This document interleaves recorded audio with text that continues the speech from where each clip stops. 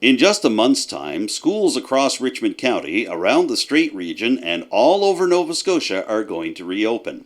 And many students and teachers are still trying to figure out just how that's all going to look in the time of COVID-19.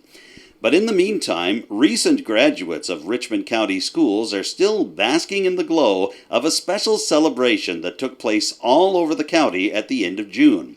And it could be coming back next year and in years to come. I sat down with some of the organizers of that event and one of the students who took part. Here's that interview right now. And I'm very pleased to have with me today two of the main organizers for the Richmond Grad Procession of 2020. We're welcoming Brandie Pottie from her home in Capelgett, and we're also welcoming Carolann Wilson from her home in St. Peters, and joining us is one of the grads that took part in the procession, Alex Wilson, Carolann's daughter. Thank you, all of you, for joining in today. Thank you, Adam. All right. Thank you. Good to have you all here. And let's get things started at the very beginning. So obviously we knew as schools shut down and as COVID-19 swept through that things were going to be very different in terms of how students were going to wrap up their grade 12 year, and the possibility that things would be very different in terms of actual graduation celebrations. So I want to start with you, Brandie, if I could. How did the whole idea of the grad procession through Richmond County get started? I think it was probably a month and a half before the actual procession.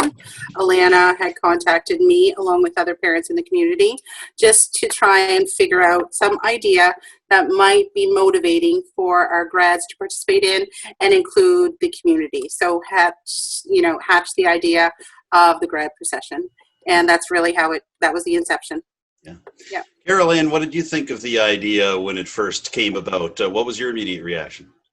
At first, I wasn't sure, in all honesty, just because the logistics of everything.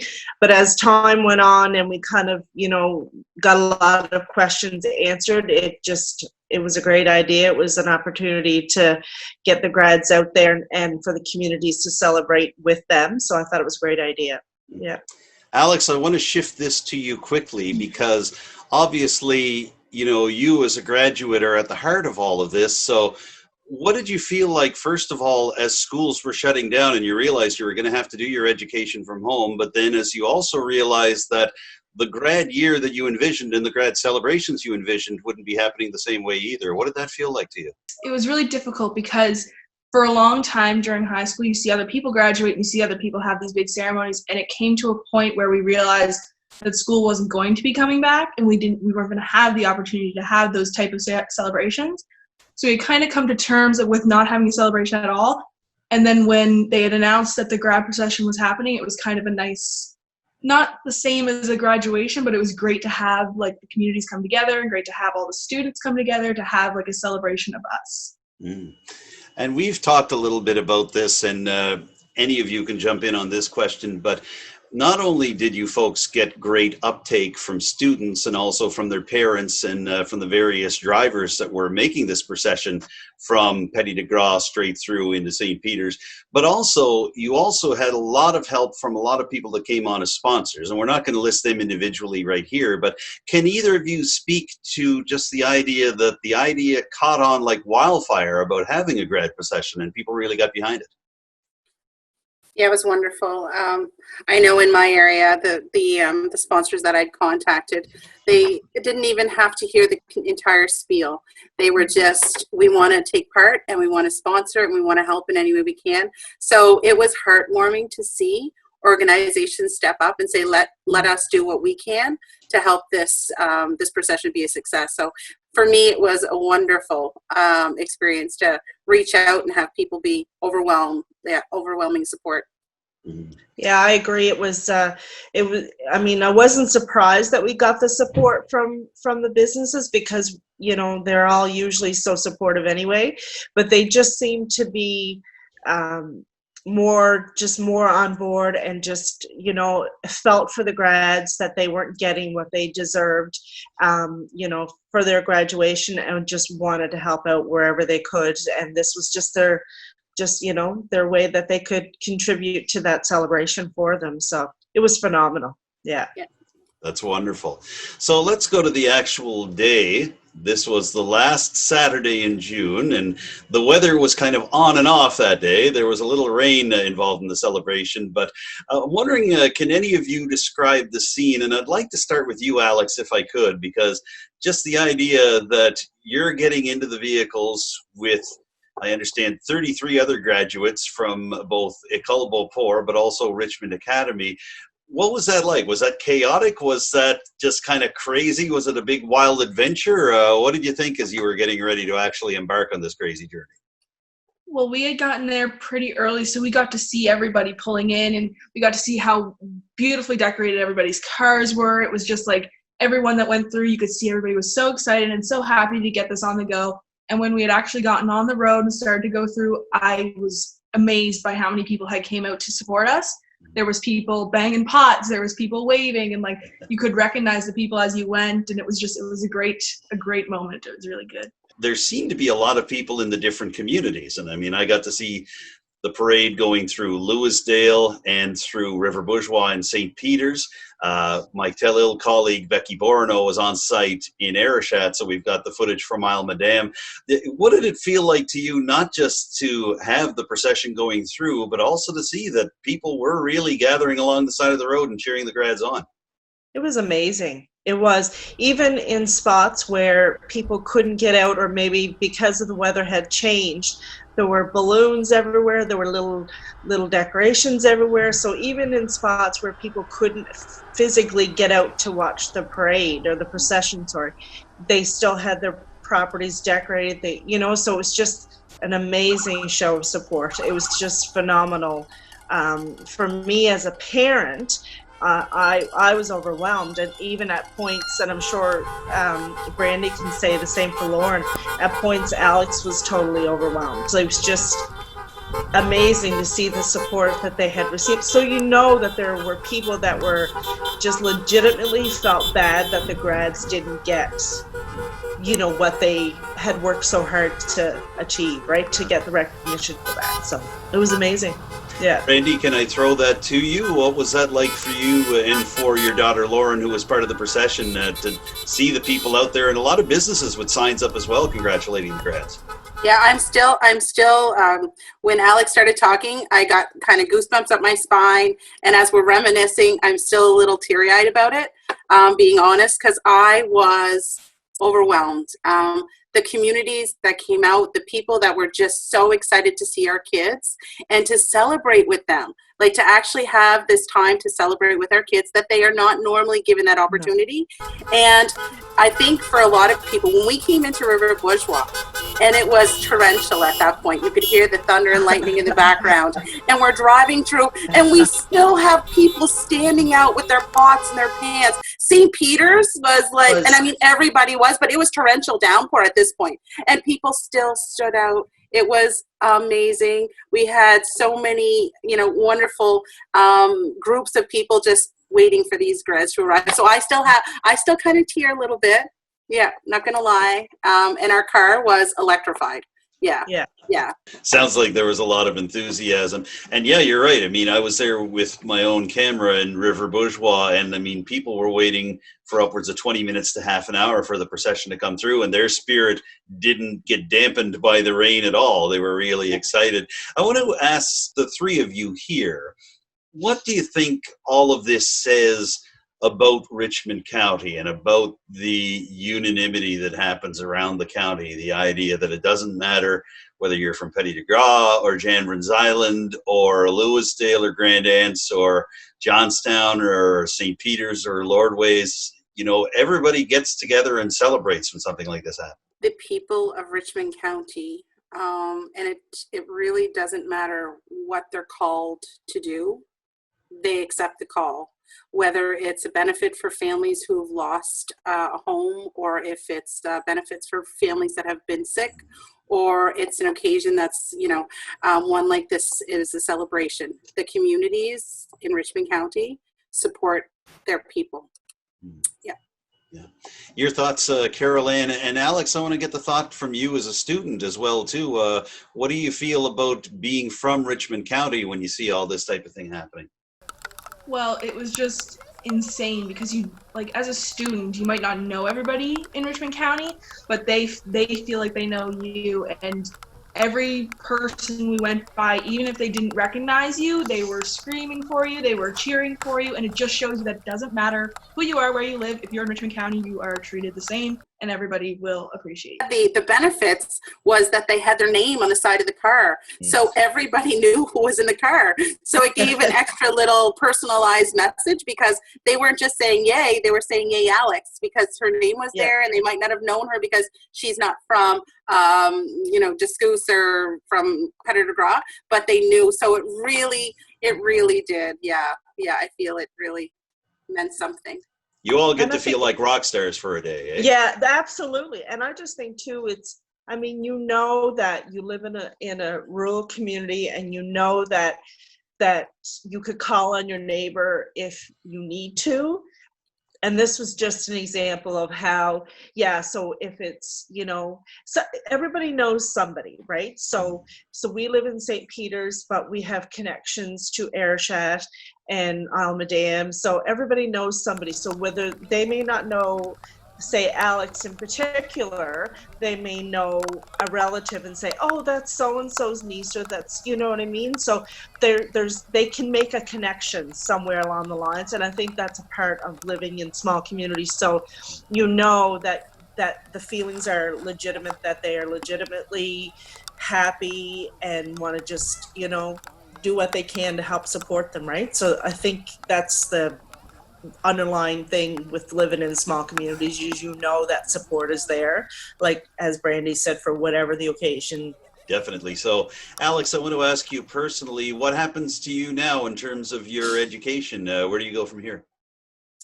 I will be going to Acadia University in Wolfville, taking a Bachelor of Science in Psychology in the fall.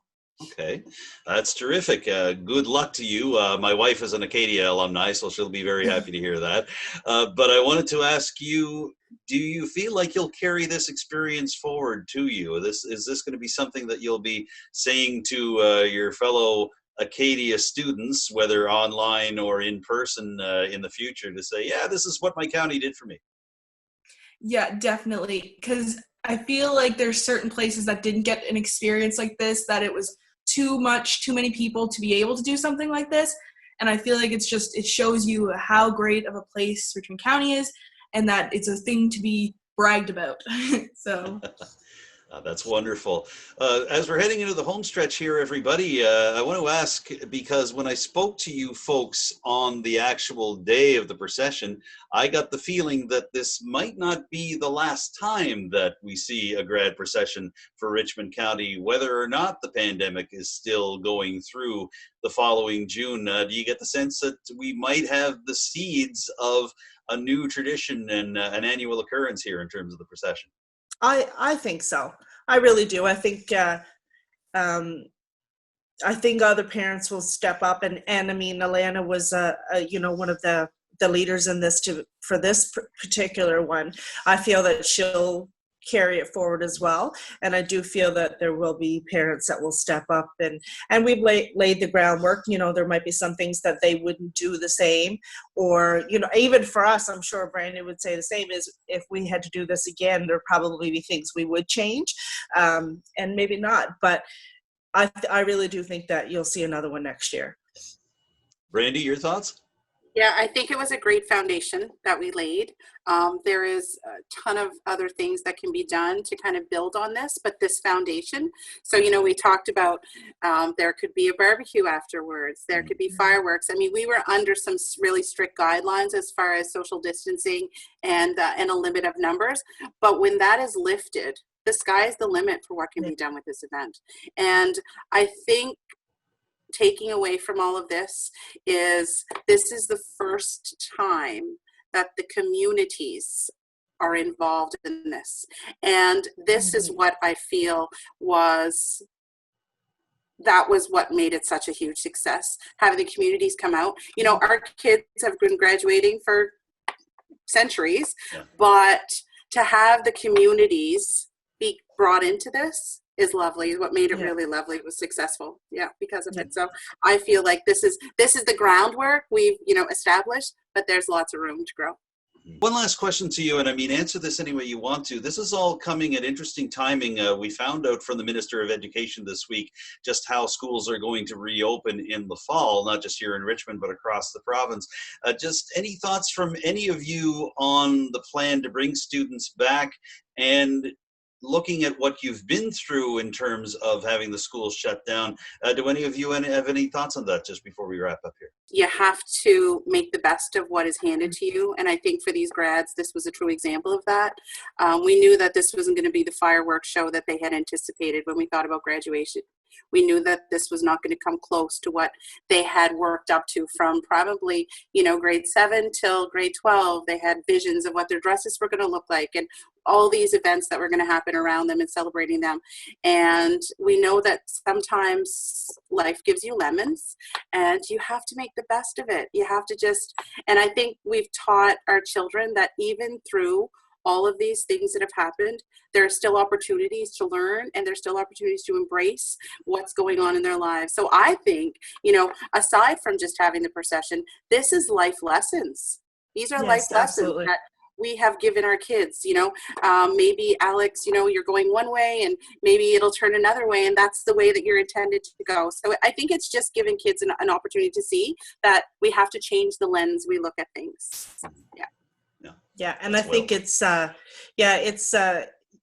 all of the kids. I mean, for the graduates as they go forward, it's been a very difficult year. They've had to make a lot of different adjustments, both socially, mentally, and in their education. So I think that it's made them better people.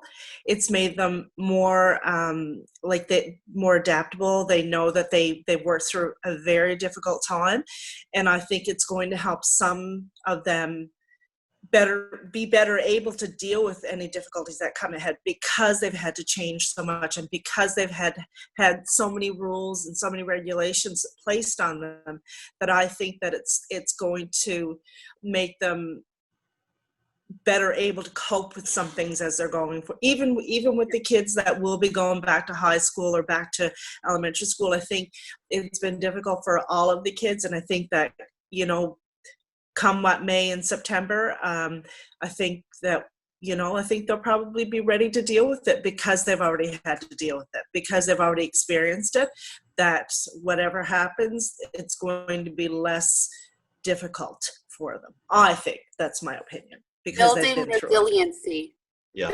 That's my word. I couldn't think of it. Yep. What is it? What's the quote? The best view comes from the hardest climb. So that's a really great. We have to just embrace what it is, and it's going to be difficult in September. Absolutely. They're starting off the year on that foot, which is different than ending the year. So kids are going into grade 12, starting off with having all of these restrictions put on them, and these may continue throughout the whole year. So it's a whole, your whole senior year is under the umbrella of COVID. So again, it's important for parents to just, create that resiliency. As Brandie said, they're starting off the year differently than what our grade 12 started off with. So it's going to be, it will be difficult for them, but I think they can handle it. I think they'll work with what they have and show their resiliency. Yeah, resiliency, definitely the word for 2020 at this point, yes. Yeah. We've covered a lot of ground here in a short time. I appreciate all of you coming on board with me here. Did you want to add anything else about all this before we wrap up? Again, just saying thanks to the communities of Richmond County and coming out and supporting our grads. Without their support, this would not have been as successful as it has been. So abundance of gratitude for that. Right on. Okay. Definitely. Yeah. All right. Well, listen, I want to thank all of you, and congratulations to all of you and everybody that was with you for a moment that we'll never forget, and a moment that it sounds like might just come back year after year to be part of Richmond County's high school graduation traditions. Thank you all so much for joining me today. Thank you, Adam. Thank you. All right. We've been speaking with Brandie Pottie from Cape Auguste and with Carolann Wilson and Alex Wilson from St. Peter's.